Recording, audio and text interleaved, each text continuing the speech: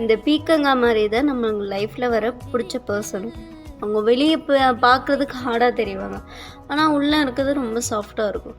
அதே மாதிரி தான் நம்ம வெளியே பேசுகிறது ரொம்ப ஹார்டாக இருந்துச்சுன்னா, அவங்க உள்ளே இருந்துட்டு உங்களை நல்லவங்க, இன்னும் மேலே வரணும்னு நினச்சிருப்பாங்க.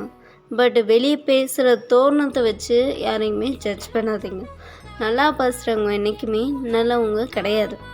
மெயின் திங், கெட்டதாக பேசுகிறவங்க அவங்க கெடுதல் நினைக்கிறாங்கன்னு கிடையாது. நீங்கள் நல்லா வரணும்னு தான் அவங்க உங்களை பேசி உங்களை மேலே கொண்டு வருவாங்க.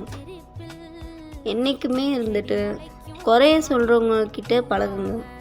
இன்னும் அப்போ தான் வந்துட்டு உங்கள்கிட்ட என்ன குறை இருக்குன்னு உங்களுக்கே தெரியும்.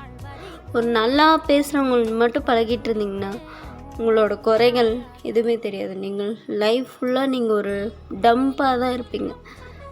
என்றைக்குமே யாரோ கை எதிர்பார்த்துட்டு